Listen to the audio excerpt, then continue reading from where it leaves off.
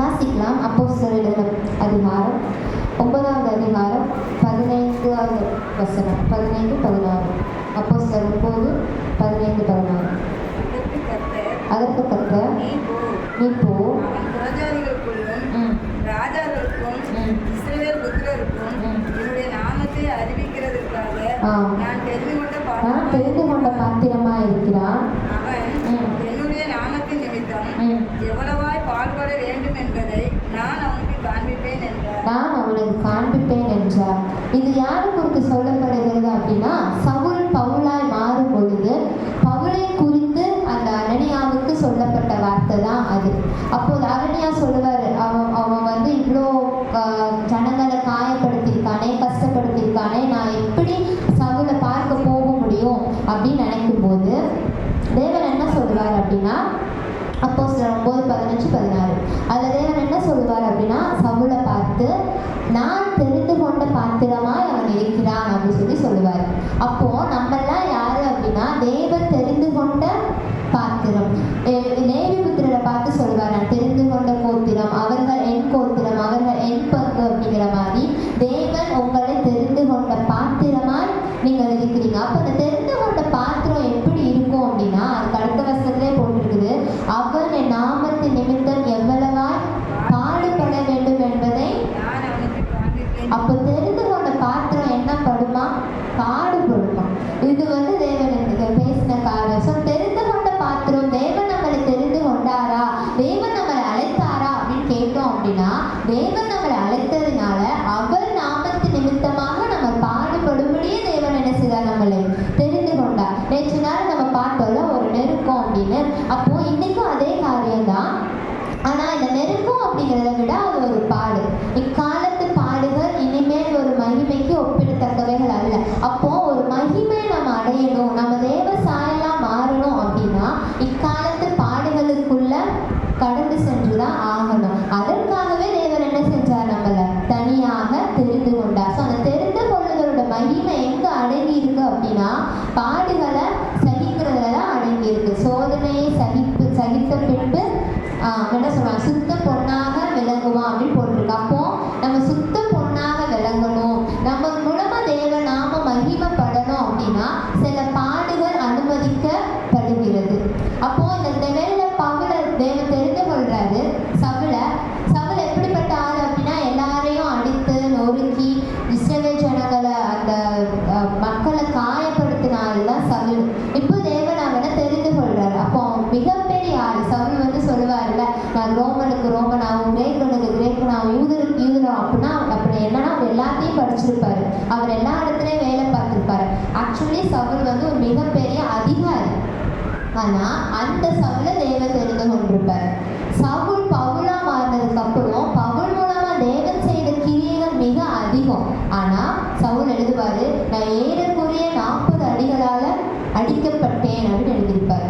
அப்போ ஒவ்வொரு பாடுகள் வழியா போகும் பொழுதுதான் தேவனுடைய மகிமை என்ன செய்யும், வெளியரங்கமாகும். அப்போ நம்ம யாரா இருக்கிறோம் அப்படின்னா, தேவன் தெரிந்து கொண்ட பாத்திரமா இருக்கிறோம். ஸோ பாடுகள் அனுபவிப்பதற்காக நம்ம தெரிந்து கொண்ட பாத்திரம். நான் ஆல்ரெடி சொன்னல, நம்ம இக்காலத்து பாடுகள் இனிவேல வருகிற மகிமைக்கு ஒப்பிடத்தக்கவைகள் அல்ல. அதனால தேவ மகிமையை நம்ம பார்க்கும்படி நம்ம என்ன செய்யறோம், அந்த பாடுகளுக்கு நேராக நம்ம கடந்து செல்கிறோம். அப்போ அந்த பாடுகளுக்குள்ள நம்ம கடந்து செல்லும் பொழுது நம்ம வாயிலிருந்து வர வார்த்தை எப்படி இருக்குன்னா, எனக்கு இறங்கும் கர்த்தாவே, நான் மிகவும் நெருக்கப்படுகிறேன். சங்கீதம் 31:9 இவர் சொல்வார் தாவீது, எனக்கு இறங்கும் கர்த்தாவே, நான் மிகவும் நெருக்கப்படுகிறேன். சங்கீதம் 31:9.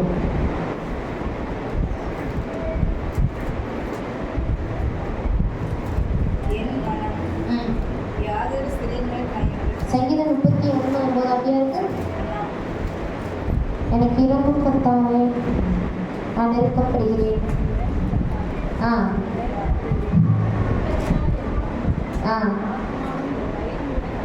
ஒடுங்கி இருக்கிறது. எனக்கு இறங்கும் கர்த்தாவே, நான் நெருக்கப்படுகிறேன். துக்கத்தினால் என் கண்ணும் என் ஆத்துமாவும் என் வயிறு கூட கருகி போயிடுச்சு. அப்போ நம்ம அந்த தேவன் தெரிந்து கொண்ட பாத்திரம் தான் நம்ம எல்லாரும். தேவன் நம்ம அழைத்த பாத்திரம் தான் நம்ம எல்லாரும். நம்ம ஏதோ ஒரு பாடுகள் வழியா, ஏதோ ஒரு காரியங்கள் வழியா நம்ம நடந்து போகும் பொழுது தேவன் தேவன் என்ன செஞ்சார்? நம்மளை தெரிந்து கொண்டார். எதற்காக தெரிந்து கொண்டார் அப்படின்னா பாடுகள் அனுபவிப்பதற்காகவே தெரிந்து கொண்டார். ஏன் அப்படின்னா நம்ம பாடுகள் அனுபவிப்பதன் மூலம் தான் தேவனுடைய நாமம் மகிமைப்பட முடியும். அதற்காக தான் தேவன் என்ன செய்யறாரு? சில வேலைகள்ல சில நேரங்கள்ல சில பாடுகளை என்ன செய்யறார்? தேவன் நம்ம வாழ்க்கையில அனுமதிக்கிறார். அப்படி அனுமதிக்கும் போது நம்ம என்ன சொல்றோம்? எனக்கு இரவும் கர்த்தாவே, நான் மிகவும் நெருக்கப்படுகிறேன். அப்ப ஏன் இந்த நெருக்கத்தின் பாதை வருது அப்படின்னா இந்த நெருக்கம் தான் நமக்கு ஒரு விசாலமான பாதையை கொண்டு போய் வைக்கும். அந்த வசனம் வாசிக்கலாமா? சங்கீதம் 4ஆம் அதிகாரம் 1ஆவது வசனம். இந்த விசாலத்திலே என்னை வைத்தீர் அப்படின்னு வரும். என்னிலே தேவனே, நான் கூப்பிடுகையில் எனக்கு செவி கொடும். நெருக்கத்தில் இருந்த எனக்கு விசாலம் உண்டாக்கினீர். எனக்கு இறங்கி என் விண்ணப்பத்தை கேட்டருளும். அப்போ இந்த எப்படி ஒரு தெய்வீக மகிமையை நம்ம பார்க்கணும்னா ஒரு பாடுகளுக்குள்ள நம்ம கடந்து செல்லணுமோ, நம்ம ஒரு நெருக்கத்தின் பாதையில போனாதான் அந்த பாதை நமக்கு விசாலமாகிறது நம்மளால பார்க்க முடியும். அப்போ தேவன் ஒரு நெருக்கத்தை அனுமதிக்கிறார் அப்படின்னா அதற்கு பின்பாக ஒரு விசாலமான காரியங்கள் வைக்கப்பட்டிருக்குதுன்னு அர்த்தம். அப்போ இந்த நாள்ல நம்ம 3 காரியங்கள் பார்க்க போறோம். என்ன அப்படின்னா நம்ம போகிற பாதை எப்படி இருக்கு, அதுல தேவன் வைத்திருக்கிற நமக்கு விசாலங்கள் எப்படி இருக்கு. நம்ம நெருக்கமான பாதை தான் இந்த நாள பாடுனால என் பாதைகளை செவ்வைப்படுத்துவார் அப்படின்னு சொல்லிட்டு, அப்போ நம்ம பாதைகள் இந்த நெருக்கத்தின் பாதை 3 வகையான நெருக்கத்தின் பாதை, ஆனா 3 வகையான விசாலங்கள் நமக்காக வைக்கப்பட்டிருக்கிறது. அந்த விசாலங்கள் மூலம் தேவனுடைய நாமம் என்ன செய்யும்? அதிகமாக நம்ம மூலமா மகிமைப்படும். அதுல முதல் காரியம் என்னது அப்படின்னா நம்ம நேற்று பார்த்ததுதான் யோசுவா 3:1. யோசுவா எழுதின அதிகாரம் 3ஆவது அதிகாரம் 1ஆவது வசனம்.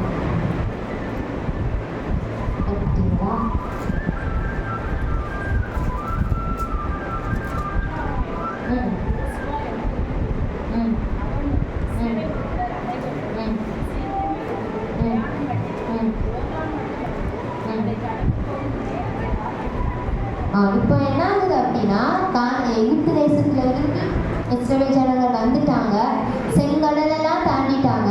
மோசே அவர்களை எல்லா யுத்தங்களையும் தாண்டி அவர்களை நடத்தி கொண்டு வந்துட்டாரு. இப்போ மோசே என்ன செஞ்சுட்டாரு? இறந்துட்டாரு. மோசே ஸ்தானத்துல யோசுவா வந்து நிற்கிறாரு.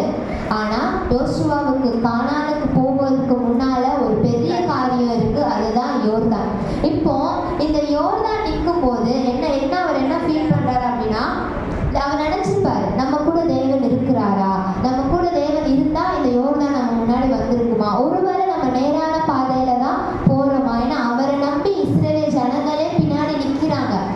மோசே ஜனங்களை நடத்தி கொண்டு வந்தவர் இப்ப இறந்துட்டாரு. இப்ப யோசுவாவை நம்பி ஜனங்கள் நிற்கும் பொழுது யோர்தான் முன்னாடி நிற்குது. அப்போ அவன் நினைச்சிருப்பான், நம்ம கூட தேவன் இருக்கிறாரா, நம்ம கூட தேவன் பேசுவாரா, இந்த ஜனங்கள் முன்னால இன்னைக்கு இந்த யோர்தானை பார்த்து நம்ம என்ன செய்ய போகிறோம். அப்போ இந்த யோர்தான் அப்படிங்கிறது ஒரு நெருக்கம், நம்ம பாதைகள்ல ஒரு நெருக்கம் அனுமதிக்கப்படுது.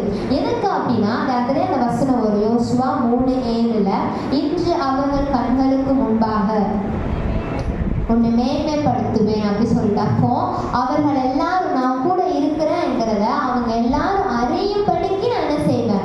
உன்னை மேன்மைப்படுத்துவேன். அப்போ தேவன் என் கூட இருக்கிறார் என்பதை நம்ம உணரணும், நம்ம ஜனம் உணரணும். அப்படின்னா ஒரு யோர்தான் அனுமதிக்கப்படணும். அந்த வசனத்துல ஒரு யோசுவால 1ஆவது அதிகாரத்துல 9ஆவது வசனம், நான் உனக்கு சொல்ல கட்டளையிடவில்லையா அப்படி சொல்லி வரும். பலம் கொண்டு அப்போ நான் உனக்கு கட்டளையிடவில்லையா அப்படின்னா யோசுவாவுக்கு முன்னாடியே தேவன் அவரோட பேசி இருந்திருக்கணும். கரெக்டா? அவர் அப்ப பேசினானா நான் உனக்கு கட்டளையிடுகிறேன், பலம் கொண்டு திடமனதாயிரு அப்படின்னு சொல்லி இருந்திருப்பாரு. அவர் அப்ப என்ன சொல்றாரு? நான் உனக்கு கட்டளையிடவில்லையா அப்படின்னா அதற்கு முன்னாலேயே யோசுவாட்ட தேவன் பேசி இருந்திருப்பாரு, சில காரியங்களை குறித்து பேசி இருந்திருப்பாரு. ஏன்னா யோசுவா மோசையோடையே நடந்த ஆள். எப்படி மோசே தேவ சமூகத்துல காத்திருந்தானோ அதே போல மலைக்கு கீழே தேவ சமூகத்துல காத்திருந்த ஆள் தான் யோசுவா. அப்போ யோசுவா கூடயும் தேவன் என்ன செஞ்சிருந்திருக்காரு? பேசி இருந்திருக்காரு. அதனாலதான் தேவன் சொல்றாரு, நான் உனக்கு கட்டளையிடவில்லையா, பலம் கொண்டு திடமனதா இரு அப்படின்னா யோசுவா உண்மையாவே ஒரு பயந்த சுவாபம் உள்ள மனுஷன். அதனாலதான் அவர் மோசே கூடயே இருந்திருக்காரு. ஆனா ஒரு வாலிபன் அப்படின்னு சொல்லப்பட்டிருக்கு. இப்போ நடந்து வரும்போது இவருக்கு வயசாயிருந்திருக்கும். ஆனா அவர் அவங்களுக்குள்ள அது ஒரு பயம், இந்த ஜனங்கள் என்ன செய்வாங்க, ஏன்னா இஸ்ரவேல் ஜனங்கள் எப்படி முறுமுறுப்பாங்க, இஸ்ரவேல் ஜனங்கள் எப்படி பேசுவாங்க, ஏன்னா ஒரு ஜனத்தோடயே வந்தவர் மோசேதான் நடத்திட்டு போனார்ல. அப்போ இவர் வந்து என்னென்ன பண்ணுவாங்கன்னு இவருக்கு தெரியும். ஆனா யோசுவாவை இப்போ மோசே என்ன செஞ்சுட்டாரு, நீ தான் நடத்தி செல்லணும்னு அபிஷேகம்லாம் பண்ணிட்டாரு. ஆனா அந்த யோசுவாவுக்குள்ள ஒரு பயம். அதனாலதான் அவர் என்ன சொல்றாரு, என்ன பண்ணன்னு தெரியாம நிற்கும் போது தேவன் இவ்வளவு சொல்றாரு, பலம் கொண்டு திடமனதாரு, நான் உன் கூட இருப்பேன், நீ போகும் பாதையெல்லாம் நான் உன் கூட வருவேன் அப்படின்னு தேவன் எல்லாமே சொல்லி வரும்போது இப்ப யோர்தான் என்ன செய்யுது, முன்னாடி வந்து நிக்குது. ஏன் இந்த யோர்தான தேவன் யோசுவாவுக்கு அனுமதித்தார் அப்படின்னா, யோசுவாவு கூட தேவன் இருக்கிறார் என்பதையும், யோசுவாவை தேவன் தான் அழைத்தார் என்கிறத முதல்ல யோசுவா அறிஞ்சுக்கணும். அதுக்கப்புறம் அவனை குறித்த பயமும், அவன் கூட தேவன் இருக்கிறார் அப்படிங்கிறத அந்த கனம் அறிந்து கொள்ளணும். இந்த ரெண்டு காரியமும் தேவநாம மகிமைக்கு ஏதுவான காரியம். அப்ப தேவநாம மகிமைப்படணும்னா இந்த பாடுக்குள்ள அவர் போய் தான் ஆகணும். இந்த யோர்தானை அவர் எப்படி கடக்கணும் அப்படிங்கிறத தேவ சமூகத்துல காத்திருந்து இந்த பாட அவர் ஜெயிக்கும் பொழுது அவரோட தேவன் இருக்கிறார் அப்படிங்கிறத அவருக்குள்ள ஒரு நம்பிக்கை வந்துச்சு. நம்ம நினைப்போல தேவன் நம்ம கூட இருக்கிறாரா, தேவன் நம்ம கிட்ட தான் பேசுறாரா, அப்படி நம்ம நிறைய காரியங்கள் நமக்குள்ள சந்தேகங்கள் வரும் பொழுது சில பாடுகள் அனுமதிக்கப்படும். ஏன் அப்படின்னா, ஒண்ணு நம்ம சந்தேகம் மாறுறதுக்கு, இல்ல நம்மளோட அவிசுவாசங்கள் மாறுறதுக்கு, இல்லைன்னா நம்ம விசுவாசத்தை அதை பலப்படுத்த சில காரியங்கள்ல தேவன் நமக்கு அனுமதிக்கிறார் அப்படின்னா, அந்த நெருக்கம் நம்ம வாழ்க்கையில வருதுன்னா அதுல ஒரு விசாலம் கண்டிப்பாக வைக்கப்பட்டிருக்கும். அப்ப இந்த யோர்தான் மூலமா தேவன் அவனுக்கு என்ன கற்றுக் கொடுத்தார் அப்படின்னா, அந்த வசனம் இருக்கும் யோசுவால 3:7 வாசிக்கிறோமோ, 4:14 வாசிங்க.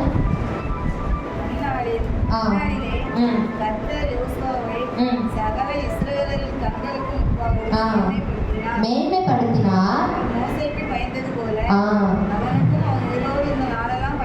பயந்து இருந்தார்கள். இந்த பயம் எப்போ வந்துச்சு, யோர்தானை கடந்து வந்ததுக்கு அப்புறம் வந்துச்சு. யோசுவா அவ்வளோ நாள் இஸ்ரவேல் ஜனங்களோட தானே இருந்தாரு.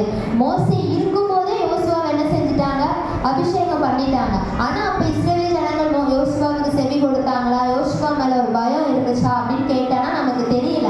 அதனாலதான் என்ன செஞ்சிருக்காரு, யோசுவா பயப்படும் போது தேவன் சொன்னாரு, நான் உனக்கு கட்டளை இடவில்லையாப்பா, நீ பலம் கொண்டு திடமனதாயிருங்க. அப்போ தேவன் பார்க்கிறாரு யோசுவா ஒரு பயத்துல இருக்கிறான். இஸ்ரவேல் ஜனங்கள் யோசுவா மேல, ஏன்னா கூடவே வந்த பையன்ல, அப்ப எப்படி யோசுவா மேல ஒரு நம்பிக்கை ஒரு தைரியம் வரும், அவனை எப்படி ஒரு தலைவனா ஏத்துப்பாங்க அப்படின்னா, ஒரு யோர்தான அந்த போற பாதையில அனுமதிச்சு ஆகணும். அப்படி அனுமதிச்சதுக்கு அப்புறம் அது தேவன் யோசுவா மூலமா மகிமைப்பட்டதுக்கு அப்புறம் தேவன் அவனை மேன்மைப்படுத்தினார். அந்த வசனம் நம்ம வாசல யோசுவா 3:7 இன்று அவர்கள் கண்களுக்கு உணவாக மேன்மைப்படுத்துவேன். இந்த 4:14 என்ன போட்டிருக்கு, மேன்மைப்படுத்தினார்.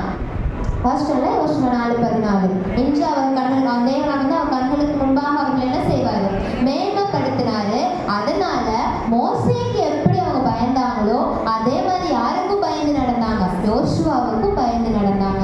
அப்போ இந்த காரியம் எப்படி வந்தது அப்படின்னா, அவன் தேவன் மேல வச்சிருந்த ஒரு நம்பிக்கை, தேவன் மேல வச்சிருந்த ஒரு விசுவாசம், அவனுக்குள்ள ஒரு பயம் இருந்தது. அது மற்ற ஜனங்களுக்கு தெரியாது, ஆனா என்ன செய்யும், தேவனுக்கு தெரிஞ்சதுனால அந்த நெருக்கத்தை என்ன செஞ்சார், தேவன் அவன் வாழ்வில் அனுமதிச்சார். அனுமதிச்சு தேவன் என்ன செஞ்சார் அப்படின்னா, அவன் ஒரு மேன்மைக்கு நேராக நடத்தினார். அப்போ நமக்கு நேராக ஒரு மேன்மை வரணும் அப்படின்னா, நன்மை செய்தால் உனக்கு மேன்மை இல்லையோ அப்படின்னு ஒரு வசனம் இருக்குல்ல, ஆதியாகமம் 4:7 ஒரு நன்மை செய்தால் உனக்கு மேன்மை இல்லையோ அப்படின்னு. அப்போ நம்ம நன்மை செய்கிறவர்களா இருக்கணும். நன்மை செய்கிறவர்கள் அப்படின்னா, நன்மை செய்கிறதுக்கு சோர்ந்து போகாமல் இருப்போமாக அப்படின்னு ஒரு வசனம் இருக்குது. அப்போ நன்மை செய்தால் உனக்கு மேன்மை இல்லையோ அப்படிங்கிறது, இந்த யோசுவா நன்மை செய்த ஒரு மனுஷன். இஸ்ரவேல் ஜனங்களோடு நடந்து வரும் பொழுது, மோசையோடு இருக்கும் பொழுது அவர் தான் என்ன பண்ணுவார் அப்படின்னா, முத யுத்தத்தை நடத்துவார். செங்கடலை தாண்டி வருவாங்களா, ஊரும் ஆரோனும் எல்லாருக்கும் தெரியும் யோசுவா மோசையோட கையை தாங்கி பிடிச்சிருந்த மனுஷங்கள். அப்போ யார் யுத்தத்தை நடத்தினா, யோசுவா தான் யுத்தத்தை நடத்துவார். யாத்திராகமம் 17:9 அந்த வசனம் இருக்கும். மோசையோட கையை ஆறும் ஊரோனும் தாங்கி பிடிச்சிருப்பாங்க. அமலேக்கியரோட யுத்தம் பண்ணணும். இப்பதான் எகிப்து அடிமைகளா இருந்த யோசுவா எகிப்து தேசத்தை தாண்டி எல்லாரும் வந்ததுக்கு அப்புறம் அமலேக்கியரோட யுத்தம் பண்ணுவாங்க. 17:9 வாசிக்கலாமா? அப்பொழுது மோசே யோசுவாவை நோக்கி, நீ நமக்காக மனிதரை தெரிந்து கொண்டு புறப்பட்டு அமலேக்கோட யுத்தம் யுத்தம் பண்ண. அப்போ அமலேக்கியரோட யுத்தம் பண்ணினது யாரு அப்படின்னா யோசுவா தான் முதல்ல யுத்தத்தை நடப்பிப்பாரு. அப்போ அந்த இஸ்ரவேல் ஜனங்கள்ல அவ்வளோ ஜனங்கள் நடந்து வரும் பொழுது 6 லட்சம் ஜனங்கள் வரும் பொழுது தேவன் அப்பவுமே என்ன செஞ்சார்? யோசுவாவை தெரிந்தெடுத்தார். தெரிந்தெடுத்து என்ன செஞ்சார் அப்படின்னா இந்த யுத்தத்தை என்ன செய்யறார்? யோசுவா நடப்பிக்கிறார். அதுக்கப்புறம் சுற்றி பார்க்க போவாங்கல்ல கானான் தேசத்தை. சுற்றி பார்க்க போன 2 பேரையும் சொல்லுங்க பார்ப்போம். காலேபும் யோசுவாவும். அப்போ போயிட்டு வந்ததுக்கு அப்புறம் என்ன செய்வாங்க? எல்லாரும் அங்க அவ்வளோ பேர் இருந்தாங்க, இங்க இவ்வளோ பேர் இருந்தாங்க அப்படின்னு சொல்லும் போது யோசுவாவும் காலேபும் தான் என்ன செய்வாங்க?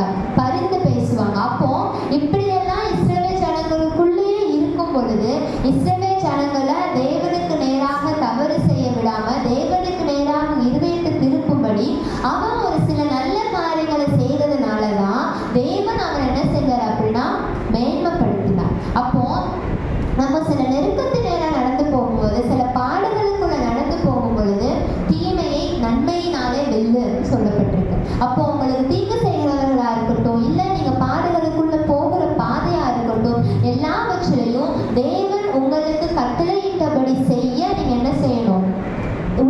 திடமானதா இருக்கணும்.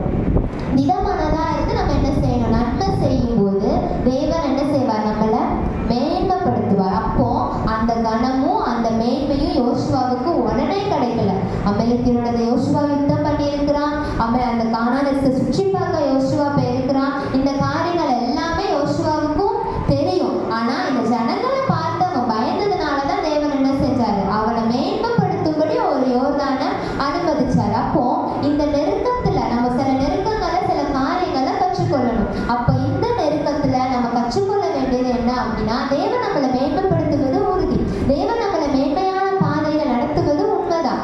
ஆனா அதற்கு நேரா நம்ம என்ன செய்யணும் அப்படின்னா சில நன்மைகளை நம்ம செய்யணும். தீமையான விஷயங்களை நன்மையினால வெல்ல நமக்கு தெரிஞ்சிருக்கணும். அப்போ தேவன் என்ன செய்வார் அப்படின்னா நம்மளை மேன்மைப்படுத்துவேன் என்று சொன்னவர் கண்டிப்பாக நம்மளை மேன்மைப்படுத்துவார், மேன்மையான பாதையில நடத்துவார். அப்போ முதல் காரியம் நம்ம நெருக்கத்தின் பாதையில நடந்து போகிறோம் அப்படிங்கிறப்போ அந்த பாதை வந்து பயங்கிற பாதை, இல்ல சந்தேகம் அப்படிங்கிற பாதை, இல்ல ஒரு அவிஸ்வாசம் அப்படிங்கிற பாதையா கூட இருக்கலாம். என்ன நடக்க போகுது, என்ன பண்ண போறோம் அப்படின்னு எதுவுமே தெரியாத ஒரு பாதை. அந்த பயத்தின் பாதையில நம்ம இருக்கும் பொழுது தேவன் நமக்கு என்ன செய்வார் அப்படின்னா நம்ம தேவனை நம்பி இருக்கும்போது அந்த பாதையில நடக்கிற நம்மளை தேவன் நம்மளை மேன்மைப்படுத்துவார். அப்ப இந்த முதல் பாதை என்ன?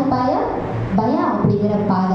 ஸோ இந்த பாதையில போகிற நம்ம அந்த பாதையில இருக்கிற உங்களை, அந்த நெருக்கத்துல இருக்கிற உங்களை தேவன் என்ன செய்வார் அப்படின்னா ஒரு மேன்மைப்படுத்துகிற தேவனாய் இருப்பார். 2வது பாதை என்னன்னா இருளான பாதை. ஏசாயா 60:20 வாசிக்கலாம்.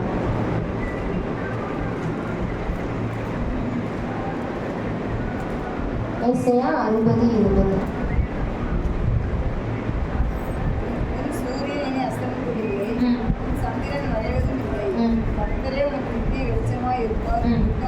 ஸோ அந்த இருளான பாதை அப்படிங்கிறது உங்கள் துக்கமா இருக்கலாம். நீங்க துக்கத்தின் மிகுதியில இருக்கும் பொழுது அந்த உங்கள் பாதை எப்படி இருக்குன்னா இருள் அடைஞ்சு போயிருக்கும். அப்ப இந்த இருளான பாதையில வெளிச்சமா யார் வருவா அப்படின்னா கர்த்தர் தான் வருவா. கர்த்தர் உங்களுக்கு நித்திய வெளிச்சமா இருக்கும் பொழுது துக்க நாட்கள் முடிந்து போகும் அப்படின்னு சொல்லப்பட்டிருக்கு. அப்போ இந்த இருளான பாதை நீங்க நடக்கிற துக்கமான பாதையில தேவன் உங்களுக்கு என்ன செய்வார்? வெளிச்சமான பாதையா அதை மாற்றி கொடுப்பார். அப்போ இந்த இருளான பாதை எப்படி வெளிச்சமா மாறும்? ஒரு பயத்தின் பாதையில யோசுவா போகும்போது தேவன் அவனுக்கு நம்பிக்கை கொடுத்து தேவன் அவனை நன்மை செய்ய வைத்து ஒரு மேன்மைக்கு நேராக நடத்தினான். அப்போ இந்த இருளான பாதை எப்படி வெளிச்சமாக மாறும் அப்படின்னா வேத வசனத்தின் மூலமா. சங்கீதம் 119:105 அந்த வசனம் இருக்கும். கர்த்தருடைய வசனமே என் பாதைகளுக்கு வெளிச்சம் அப்படின்னு சொல்லிட்டு 119:105. என் பாதைக்கு வெளிச்சமா இருக்கிறது. அப்போ அவர் வேத வசனத்தை பிடித்து கொண்ட ஜனம் பாக்கியம் உள்ளது. அப்போ அந்த வேத வசனத்தில் நம்ம நடக்கும் பொழுது தேவன் என்ன செய்வார்னா நம்ம இருளான இந்த பாதையை தேவன் நமக்கு வெளிச்சமாக மாற்றி கொடுப்பார். அப்போ இந்த துக்கத்தை மாற்றக்கூடிய தெய்வம் இந்த துக்கத்தின் பாதையிலிருந்து நம்மளை மாற்றணும் அப்படின்னா உங்க மனதுல எது விதைக்கப்படணும் அப்படின்னா வெளிச்சம். அந்த வேத வசனத்தின் வெளிச்சம் என்ன செய்யணும்? விதைக்கப்படணும். இதுல நம்ம பார்க்க போற யாருன்னா சமாரியா பெண். யோவான் 4வது அதிகாரம் போகலாம். யோவான் 4வது அதிகாரத்துல 8வது வசனம். துக்கமா இருந்தா யாரோட வாழ்க்கையை தேவன் வெளிச்சமாக மாற்றினார் அப்படின்னு. அப்பொழுது சமாரியா நாட்டாளாகிய ஒரு ஸ்திரீ தண்ணீர் மொள்ள வந்தாள். இயேசு அவளை நோக்கி, தாகத்துக்கு தாய். இப்போ ஒரு சமாரியா பெண் இருக்காங்க. இந்த சமாரியா பெண் கதை அவங்க எல்லாருக்குமே தெரியும். ஆனா இந்த சமாரியா பெண் தனித்து வந்தாங்க. இப்போ ஒரு தண்ணி இது இருக்கு, ஒரு கிணறுல தண்ணி பிடிக்க போறாங்க, பெண்கள் தண்ணி பிடிக்க போறாங்க அப்படின்னா அவங்க கண்டிப்பா கூட்டமா தான் போவாங்க. அட்லீஸ்ட் 2-3 பேராவது சேர்ந்து போவாங்க.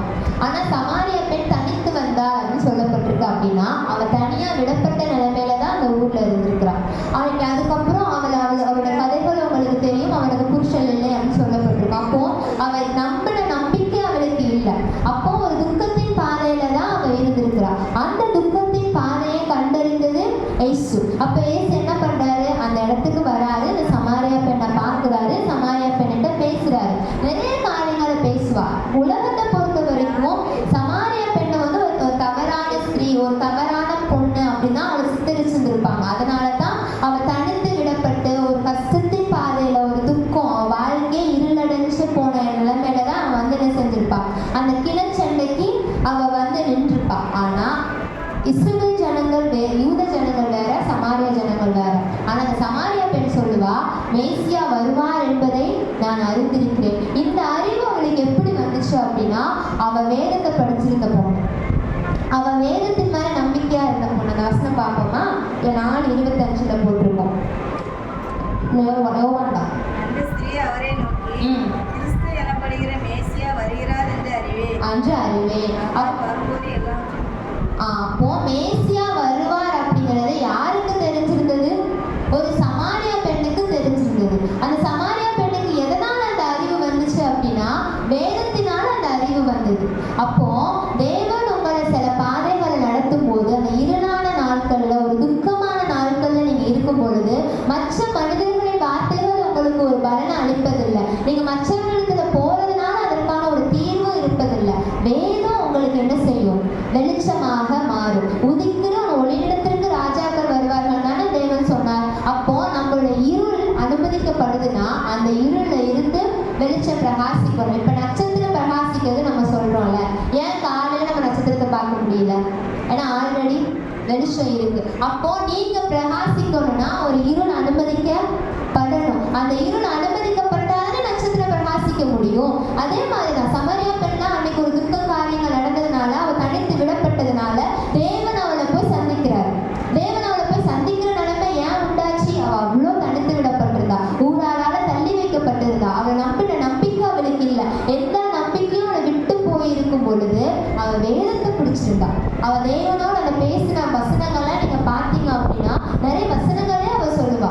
எனக்கு ஆபிரகாம தெரியும், ஆபிரகாம் தொழுது கொண்ட இடத்தை எனக்கு தெரியும், மேசியா வருவாருன்னு எனக்கு தெரியும். ஸோ அந்த வேதத்தின் மேலுள்ள நம்பிக்கை அவ வாழ்வை வெளிச்சமா மாற்றிச்சு. சமாரியா பெண்ணிலிருந்து வெளிச்சம் புறப்பட்டதா அப்படின்னு கேட்டீங்கன்னா, எந்த ஊரார் அவளை ஒதுக்குனாங்களோ, எந்த ஊரார் அவ பேச்ச மதிக்கலையோ, அதே ஊரார்ல அந்த ஊரார் வந்து அவருடைய வார்த்தையை கேட்க ஓடி வந்தாங்க அப்படின்னு போட்டிருக்கோம். 4ஆவது அதிகாரம் 39வது வசனம்.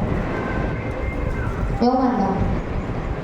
நான் செய்த எல்லாவற்றையும் எனக்கு சொன்னார் என்று சாட்சி சொன்ன அந்த ஸ்திரீனுடைய வார்த்தையை நிமித்தம் ஊரில் உள்ள சமாரியரில் அநேகர் அவர் மேல் விசுவாசம் உள்ளவர்கள். இப்போ சமாரியால இயேசு ஒரே ஒருத்தரை தான் பார்த்தார். சமாரியா பெண்ணை மட்டும்தான் பார்த்தார். இப்போ சமாரியாவில் உள்ள அநேகர் இயேசுவரிடத்துல விசுவாசம் வைக்கும்படி செயல்பட்டது யாரு? அந்த சமாரியா பெண். அப்ப சும்மா போய் இயேசுவை பார்த்தேன் அப்படின்னு சொல்லல. அவளுக்குள்ள உண்மையாவே அந்த இருள் மாறி அவர்கிட்ட இருந்து அந்த வெளிச்சம் பிரகாசித்ததுனால அது அநேக பேர் என்ன செஞ்சது? இயேசுவுக்கு நேராக நடத்தி கொண்டு வந்தது. அப்போ நம்ம வாழ்க்கையில ஒரு இருள் அனுமதிக்கப்படுது. நம்ம வாழ்க்கை, உங்க வாழ்க்கையில ஒரு துக்கத்திற்கு நேராக நீங்க கடந்து செல்றீங்க, இல்ல நீங்க எல்லாராலும் புறக்கணிக்கப்பட்டிருக்கீங்க, என் பேச்சை யாரும் கேட்கறது இல்லை, என்னோட காரியங்களை யாரும் மதிக்கிறது இல்லை அப்படின்னா, ஒரு இருள் அனுமதிக்கப்படுதுன்னா அந்த இருளில் நமக்கு வெளிச்சமா தேவனுடைய வசனம் இருக்கணும். அந்த தேவனுடைய வசனத்தை நீங்க பிடித்து கொள்ளும் பொழுது, தேவனுடைய வசனமே எனது உணவு அப்படின்னு சங்கீதக்காரன் சொல்றாங்க. அப்ப அந்த தேவனுடைய வசனத்தையே நீங்க உட்கொள்ளும் போது அது உங்களுக்கு வெளிச்சமாக மாறும். அப்படி உங்களிடத்திலிருந்து பிரகாசிக்கிற அந்த வெளிச்சத்துக்கு நேராக ஜனங்கள் என்ன செய்வாங்க? ஓடி வருவாங்க. அப்படி ஓடி வரும்பொழுது எப்படி ஒரு இருள ஒரு நட்சத்திரம் பிரகாசிக்குதோ அதே போல உங்க உங்க சூழ்ந்து இருக்கிற ஜனங்களின் மத்தியில நீங்க பிரகாசிப்பீங்க. நீங்க பிரகாசிப்பது தனித்துவமா தெரியணும், தேவன் உங்களோடு இருக்கிறான்னு தனித்துவமா தெரியணும்னா அந்த இருளான பாதையில நீங்க நடப்பதற்கு தேவன் உங்களை அனுமதித்திருக்கிறார். அப்ப அந்த இருளான பாதையில தேவன் உங்களை அனுமதித்திருக்கிறார்னா உங்களுக்காக வெளிச்சம் வைக்கப்பட்டிருக்கிறதுன்னு அர்த்தம். ஏசியா 60:3 வாசிக்கலாமா? ஏசியா 60:3.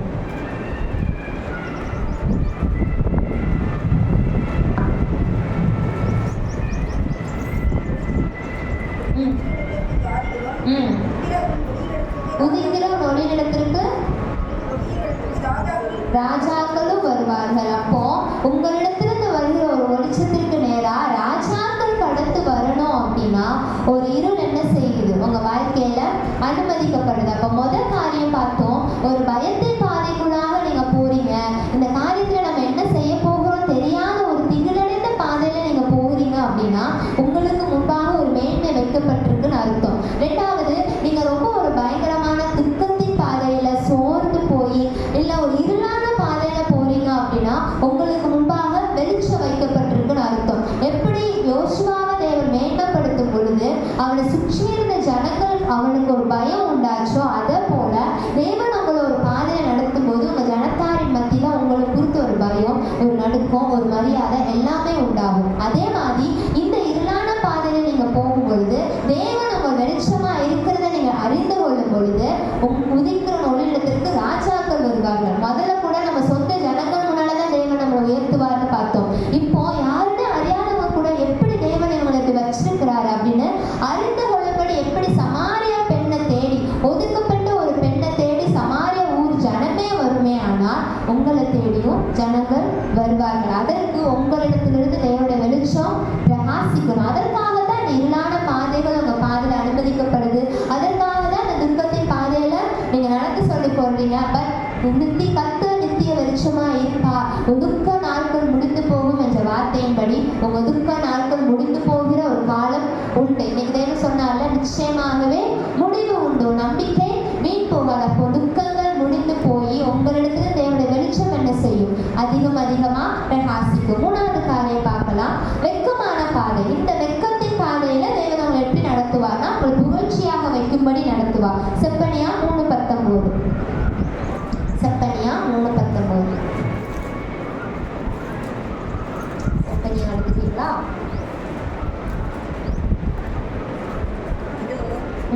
காலத்திலே உன்னை சிறுமைப்படுத்தின யாவரையும் கண்டிப்பேன். நொண்டியானவனை ரட்சித்து கல்லுண்டவனை சேர்த்துக் கொள்வேன். வெட்கம் அனுபவித்த சகல தேசங்களிலும் புகழ்ச்சியும் கீர்த்தியும் உண்டாக செய்வேன். அப்போ ஒரு புகழ்ச்சியும் கீர்த்தியும் உங்களுக்கு முன்னால் அடையும்படி தேவன் என்ன செய்யறாருன்னா ஒரு வெட்கத்தின் பாதை, அந்த நெருக்கம் அப்படிங்கிறது அந்த வெட்கத்தின் பாதையில நீங்க நடந்து கொண்டு போயிட்டு இருக்கீங்க அப்படின்னா தேவன் உங்களுக்கு சொல்லுகிறார் உங்களை புகழ்ச்சியும் கீர்த்தியுமாய் வைக்கும்படியே இந்த வெட்கமான பாதைகள் என்ன செய்யுது? சந்தித்து கொண்டிருக்கிறது அப்படின்னு கூட சொல்லலாம். ஸோ இந்த வெட்கம் அப்படிங்கிறது என்னன்னா ஒரு நிராகரிப்பு. நம்ம வெட்கப்பட்ட இடம் அப்படின்னு என்ன சொல்லுவோம்னா அவமானம் அடைந்த இடத்த நம்ம சொல்லுவோம். இல்லை நம்ம இந்த இடத்துல அவமானப்படுத்தப்பட்டோம், நம்ம சொந்தக்காரங்களால, நம்ம சுற்றி இருக்கிறவங்களால, நம்ம கூட படிக்கிறவங்களால, நம்ம கூட வேலை செய்கிறவங்களால நம்ம வெட்கம் அடைந்தோம் அப்படின்னா நிராகரிக்கப்பட்டோம். அவங்களால நம்ம நிராகரிக்கப்படுவோம், அவங்களால நம்ம அவமானப்படுத்தப்படுறத நம்ம என்ன சொல்லுவோம்னா வெட்கம் அடைவோம் அப்படின்னு சொல்லுவோம். அப்போ அந்த வெட்கத்தை தேவன் ஏன் அனுமதிக்கிறாரு? அந்த வெட்கத்தின் பாதையில நம்ம ஏன் போகிறோம் அப்படின்னா நம்ம வெட்கப்பட்ட இடத்துல தேவன் என்ன செய்வார்? நம்மளை கீர்த்தியா புகழ்ச்சியா நம்மளை நிலைநிறுத்துவார். அப்போ இந்த வேலை நம்ம யாரை பார்த்து பார்க்க போறோம்னா முதல்ல யோசுவா பார்த்தோம், ரெண்டாவது சமாரியா பெண் பார்த்தோம், இப்போ தாவீது. 1 சாமுவேல் 16:10. தாவீதுக்கு தான் அவங்க எல்லாருக்குமே தெரியும், ஆனா இந்த நேரம் அதை வாசிக்க போறோம். 1 சாமுவேல் 16:10. 10-11 ரெண்டுமே வாசிக்கலாம்.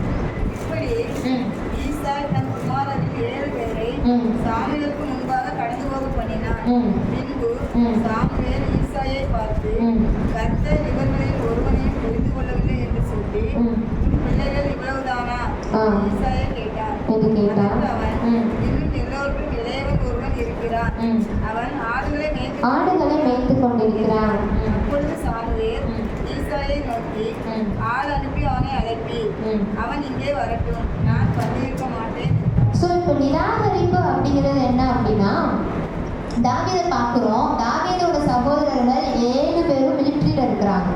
ஒரே ஒருத்தன். இப்போ நம்ம எப்பவுமே சொல்லுவோம்ல, கடைசி பிள்ளை ரொம்ப செல்ல பிள்ளை அப்படிங்கிற மாதிரி தாவீதை அவங்க செல்லமானா வளர்க்கல. தாவீதை எங்கே விட்டுட்டாங்க? ஆடு மேய்க்க விட்டுட்டாங்க. இப்போ சாமுவேல் இஸ்ரவேலில் உள்ள மிகப்பெரிய தீர்க்கதரிசி. இப்போ அந்த இடத்துல அவங்களுக்குன்னு ஒரு அதிகாரி இருப்பாங்களே, இப்போ நமக்குன்னு ஒரு எம்எல்ஏ ஒரு எம்பி இருக்கிற மாதிரி அவங்க நம்ம வீட்டுக்கு வராங்க அப்படின்னா நம்ம யாருமே தெரியாதவங்க கூட நம்ம வீட்டுக்கு கூப்பிடுவோம் இல்லை? ஏன்னா அவ்வளோ பெரிய அதிகாரி நம்ம வீட்டுக்கு வராங்க அப்படிங்கிறப்போ ஒரு சாதாரண விஷயம் கிடையாது. அதே மாதிரி தான் சாமுவேல் ஈசாய் வீட்டுக்கு வந்தது ஒரு சாதாரண விஷயம் கிடையாது. சாமுவேல் மிகப்பெரிய தீர்க்கதரிசி. சாமுவேலோட வார்த்தைக்காக எல்லாரும் காத்திருப்பாங்க. சாமுவேல் முகதரிசனத்திற்காக எல்லாரும் காத்திருப்பாங்க. சாமுவேல் அவ்வளோ பெரிய தீர்க்கதரிசியாக இருந்து இஸ்ரவேல் ஜனங்களை எப்படி மோசே நடத்தினாரோ அதே போல தான் சாமுவேல் நடத்திட்டு இருந்த டைம்ல தான் ஜனங்கள் வந்து ராஜாவுக்கு கேட்பாங்க. சாமுவேல் சவுல ராஜாவை அபிஷேகம் பண்ணின அப்பேற்பட்ட மகா பெரிய பரிசுத்தவான் வந்து வீட்டுக்கு வராரு. அங்க யார் இல்ல?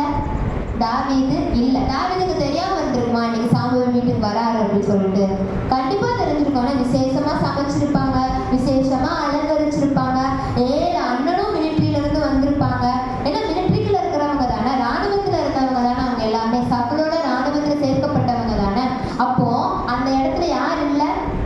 தாவீது இல்லை. அப்போ தாவீதுக்கு அது எவ்வளோ பெரிய அவமானம், எவ்வளோ பெரிய நிராகரிப்பா இருந்துச்சு. இருந்தாலுமே அவன் குடும்பம் அவனை பார்க்கல, அவன் சகோதரர்கள் அவனை பார்க்கல. ஏன்? சாமுவேலுக்கே இப்படி ஒரு பையன் இருந்தான்னு தெரியாது. ஆனால் யார் அதை பார்த்தா? தேவன் அதை பார்த்தா. தேவன் அதை பார்த்து தேவன் என்ன சொன்னார் அப்படின்னா, அவன் வர்ற வரைக்கும் அவன் அங்கே இருக்கட்டும், சாமுவேல் அங்கே இருக்கட்டும். அப்போ ஆடு மேய்ச்ச தாவீதை மொத்த தடவை அவன் குடும்பத்தில் என்ன செஞ்சிருப்பாங்க? பாப்பா வீட்டுக்கு வா அப்படின்னு கூப்பிட்டுருப்பாங்க. அப்போ தாவீதுக்கு எப்படி இருந்திருக்கும்ல. ஸோ இந்த காரியம் எதனால் அனுமதிக்கப்பட்டுச்சு அப்படின்னா, தேவன் அவனை உயர்த்தும்படி. தேவன் அதை ஒரு எந்த இடத்துல ஒரு நிராகரிப்பை நீங்கள் சந்திக்கிறீங்களோ, எந்த இடத்துல ஒரு அவமானத்தை சந்திக்கிறீங்களோ, ஒன்றை மட்டும் ஞாபகம் வச்சுக்கோங்க. தேவன் உங்களை குயிர்த்தியும் புகழ்ச்சியுமாய் வைப்பேன் என்று சொன்னவர் உங்களை வைப்பார். உங்களை ஜாதிகளுக்கு ஆசீர்வாதமாக வைப்பேன் என்று சொன்னவர் உங்களை ஜாதிகளுக்கு ஆசீர்வாதமாக வைப்பார். ஸோ இந்த இடத்துல நிராகரிக்கப்பட்டார்.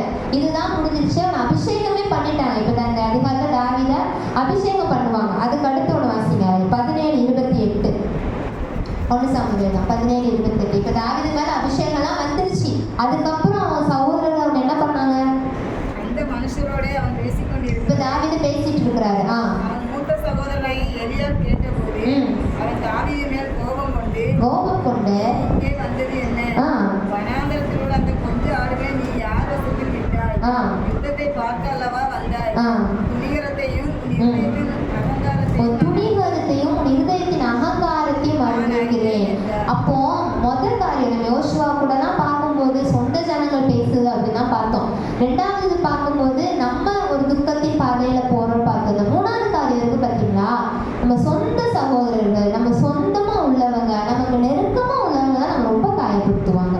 இல்லை அவர் பாருங்களேன், நீ ஏன்டா வந்த அப்படின்னு கூட கேட்கல, ஏன் இப்படிப்பா இங்க வந்த அப்படின்னு கேட்கல. உன் இருதயத்தின் அகங்காரத்தையும் உன் துணிகரத்தையும் அறிந்திருக்கிறேன் அப்படிங்கிறதெல்லாம் அந்த பிரிஞ்சு தாவீது மனசுக்கு எவ்வளோ கஷ்டமா இருந்திருக்கும்ல. இப்போ நம்மளை பார்த்து நம்மளை யாரும் எனக்கு திமிரு பிடிச்ச பொண்ணு அப்படின்னு மற்றவங்க சொன்னா நமக்கு ஒன்றும் தொலையாது. நம்ம கூடவே இருக்கிறோம், நம்ம கூடவே பழகினவங்க, இன்னைக்கு நம்மளை மூச்சுக்கு நேரம் பார்க்கல, பேசல, ஒரே வீட்டில் தான் இருக்கிறோம். ஆனால் அவங்க என்ன செய்யலை, நம்மளை நேசிக்கல அப்படிங்கிற வழி வந்து எப்படி இருக்குன்னா, அதுதான் நம்ம வெட்கம் அடைந்த நிலை அப்படின்னு சொல்றது. இல்லை நம்ம எல்லாருமே அந்த சூழ்நிலை இருக்க நிலையா இருந்திருப்போம். அதே மாதிரி தான் தாவீது வீட்டுல தான் புறக்கணிக்கப்பட்டாரு. இப்போ தாவீது அபிஷேகம்லாம் பண்ணிட்டாங்க.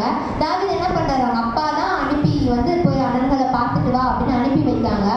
அப்போ பெலிஸ்தர் நிற்கிற இடம் எல்லாரும் இருக்காங்க, எவ்வளோ பேர் இருந்திருப்பாங்க அந்த இடத்துல. நம்ம பார்த்துருக்குறோம்ல, நம்ம டிவிலெல்லாம் பார்க்கும்போது பெலிஸ்தர் அங்கே நிற்பான், கோலியாத் அங்கே நிற்பான், சுற்றி இஸ்ரவேல் ஜனங்கள் நிற்பாங்க. அப்போ அதுல ஒரு மனுஷனா யார் போயிருப்பா? தாவீது வந்து போயிருப்பான். அப்போ அவங்க அண்ணா வந்து ராணுவத்திலிருந்து வர்றானா, அவன் எவ்வளோ கத்திருப்பான். அதுலயே நமக்கு ஃபில்டர் பண்ணி இந்த 2 வார்த்தையை போட்டிருப்பாங்கன்னா, அப்போ அந்த இடத்துல தாவீது எவ்வளவா உடைக்கப்பட்டிருக்கணும். அகங்காரத்தையும் துணிகரத்தையும் அறிந்திருக்கிறேன் அப்படின்னு சொல்லி ஒரு அண்ணங்கார ஒரு தம்பியை பார்த்து இவ்வளோ பேசும்போது அந்த இடத்துல ஒரு வெட்கம் அடைகிறனால இப்போ சுற்றி உள்ள ஜனங்கள் எப்படி பார்த்துருப்பாங்க தாவீதை. ஆனால் தேவன் என்ன செஞ்சாரு? இல்லை தாவீது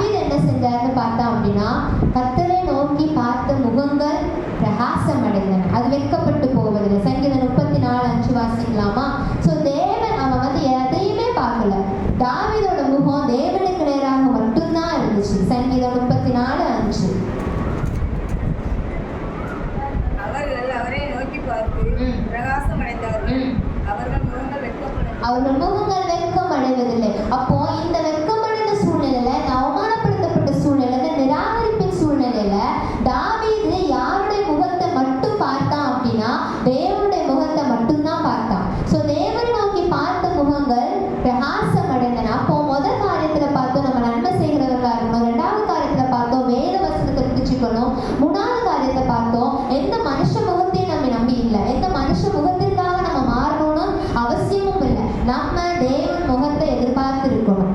அதனால தான் தாவீது குடும்பத்தால புறக்கணிக்கப்பட்ட போது கூட தேவன் அவனை தேடி போய் ஆடு மேய்ச்சிட்டு இருந்த தாவீதை வீட்டுக்கு கூட்டிட்டு வர வைப்பாரு. இப்போ இந்த கோலியாத் சம்பவத்துல அவனை அவமானப்படுத்துவாரு, அவங்க அண்ணன் அவ்வளோ பேசுவான். ஆனா அவன் தாவீது என்ன தெரியுமா சொல்லுவான்? சேனைகளின் கர்த்தர் என்னோடு இருக்கிறார். அந்த வசனம் வாசிப்போமா? 1 சாமுவேல் 16:17-45. அதற்கு தாவீது பெலிஸ்தனை நோக்கி, நீ பட்டயத்தோடும் ஈட்டியோடும் கேடகத்தோடும் என்னிடத்தில் வருகிறாய், நானோ நிந்தித்த இஸ்ரவேலுடைய தேவனாகிய சேனைகளுடைய கர்த்தரின் நாமத்தினாலே. ஸோ அந்த கர்த்தரின் நாமம், அந்த கர்த்தரின் வல்லமை, தாவீதோட கண்கள் வந்து அந்த வேலை திறக்கப்பட்டிருக்கும். அது ஒரு தரிசனமா ஒரு நாள்ல நான் பார்த்தேன். பெலிஸ்தன் வந்து நிற்பான். ஒரு கோலியாத் அப்படிங்கிறது ஒரு மிகப்பெரிய மனுஷன். அப்போ கோலியாத் நிற்பான். தாவீதா இப்போ தாவீது மாதிரி நம்மளை வச்சுப்போமே, இப்போ நம்மளை சுற்றி ஒரு 40 பேர் சண்டை போடுறாங்கன்னு வச்சுப்போம். நம்ம ஒரு ஆளாக அந்த இடத்துல நிற்கிறோம். பேச முடியும்னு நினைக்கிறீங்க? சுத்தமாக முடியாதுல்ல. அந்த மாதிரி இடத்துல தான் தாவீதும் நின்னாரு. ஆனால் தாவீதோட கண்கள் திறக்கப்பட்டுச்சு. அவர் ஏன் இராணுவங்களின் சேனைகளின் தேவனுடைய நாமத்தினால வர்றேன்னு சொன்னாருன்னா, அவன் கண்களினால அவன் தேவனை பார்த்தான், தேவ தூதர்களை பார்த்தான். தாவீதுக்கு தெரியும் அவனால கோலியாத்தை மேற்கொள்ள முடியாது. தாவீது தெரியும் அவனால அவங்க அண்ணனையே ஜெயிக்க முடியாதுன்னு. ஆனா தேவனுடைய பலன் அவனுக்குள்ள இருக்கிறதுனால அவன் தேவ தூதர்களை பார்ப்பான். அவன் எப்படி தேவ தூதர்களை தரிசிக்க முடிஞ்சதுன்னு நினைக்கிறீங்க? அவனுடைய முகம் எப்பவுமே தேவனை நோக்கி பார்த்து கொண்டு இருந்துச்சு. ஆடு மேய்ச்ச தாவீது ஆடு மட்டும் மேய்க்கல, அவன் தேவனை தரிசித்து கொண்டே இருந்தான், அவன் தேவனோட பேசித்து கொண்டே இருந்தான். அதனாலதான் அவன் முகம் எந்த இடத்துலையும் வெட்கம் அடையல.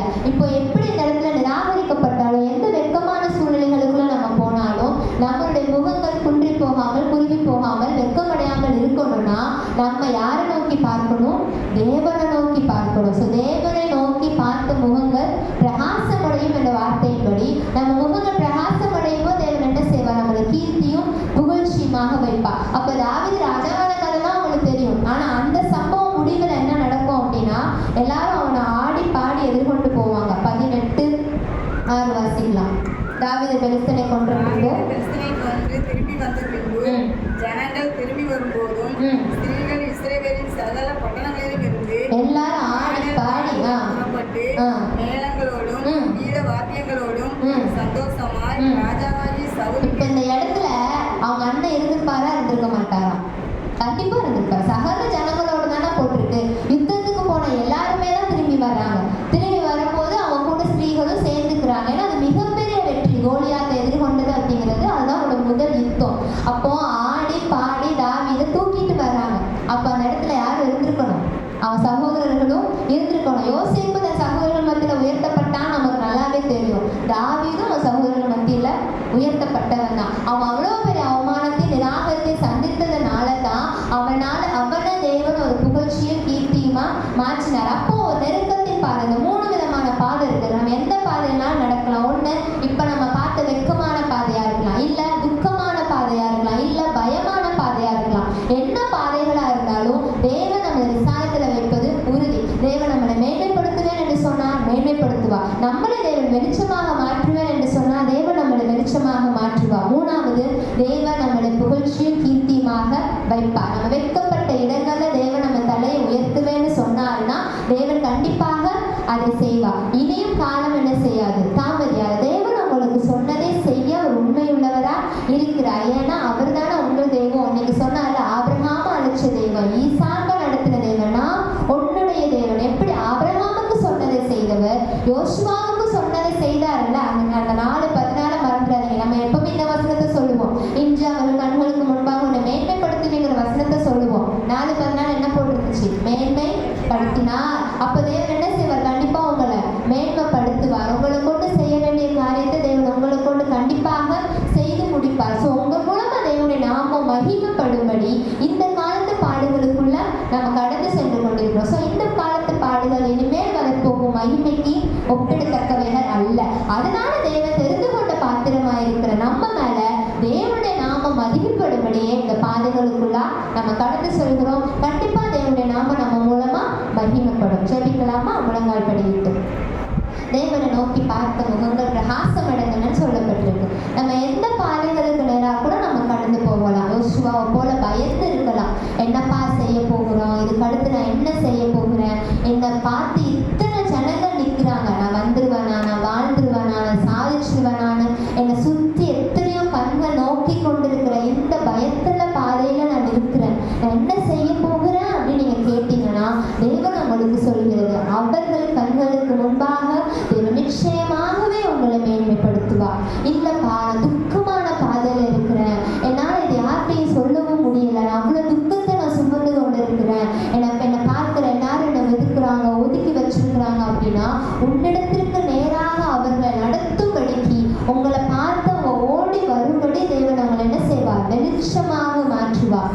இல்லை எல்லாரால அற்பமாக எண்ணப்பட்டிருக்கேன், என் குடும்பத்தார் என்னை ஒதுக்கி இருக்கலாம், என் கூட பிறந்தவங்க என்னை ஒதுக்கி இருக்கலாம், என் சகோதரர்கள் என்னை தாழ்த்தி பேசியிருக்கலாம், அவமானமான வார்த்தைகள் எனக்கு நேராக வந்திருக்கலாம் அப்படின்னு நீங்க சொன்னீங்கன்னா தேவன் உங்களை பார்த்து சொல்கிறது, வெட்கப்பட்ட இடத்துல தேவன் உங்களை புகழ்ச்சியும் கீர்த்தியும் உண்டாகும்படி தேவன் செய்வார். ஏனெனில் நீங்கள் தேவன் தெரிந்து கொண்ட பாத்திரமா இருக்கிறீர்கள். நீங்க தேவன் தெரிந்து கொண்ட பாத்திரமா இருக்கிறதுனால தேவன் உங்களின் மூலமா மகிமைப்படுவார். மகிமைக்கு எத்தனமாக்கப்பட்ட பாத்திரங்கள் என்று வாசித்திருக்கிறோம் அல்லவா?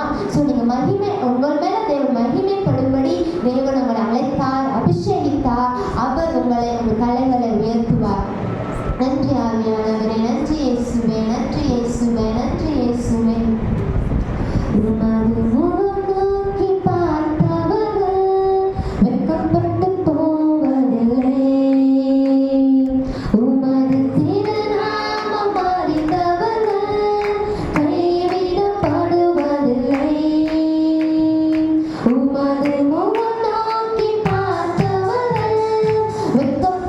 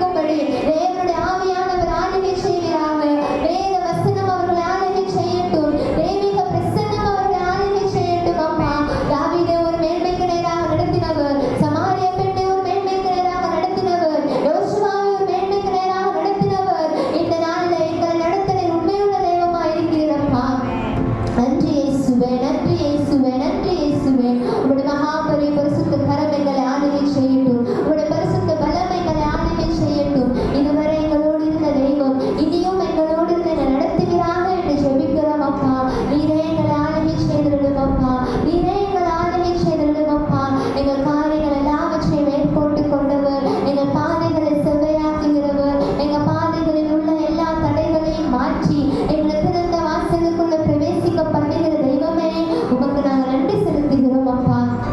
உமக்கு மாத்திரம் எங்கள் நன்றி பலிகளை எடுக்கிறோம். உங்களுடைய நாமம் இந்த இடத்துல அதிகமாக உயர்த்தப்படட்டும். உங்களுடைய நாமம் இந்த இடத்துல அதிகமாக உயர்த்தப்படட்டும். நான் தெரிந்து கொண்ட பாத்திரம் என்று சொன்னீரே, எங்களின் மூலமாக உங்களுடைய நாமம் மகிமைப்படும்படி எங்களை உங்களுடைய கருத்திற்குள்ளாக தாழ்த்துகிறோம். உங்களுடைய கருத்திற்குள்ளாக எங்களை அர்ப்பணிக்கிறோம் அப்பா.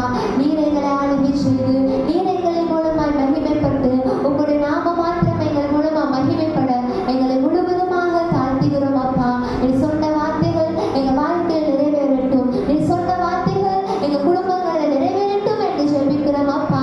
ஆமெனப்பா. இப்பொழுதும் கர்த்தாவே, நாங்கள் எதற்கு எதிர்பார்த்திருக்கிறோம்? நீரே எங்கள் நம்பிக்கையா இருக்கிறீரப்பா. நீரே எங்கள் நம்பிக்கையா இருக்கிறீரப்பா.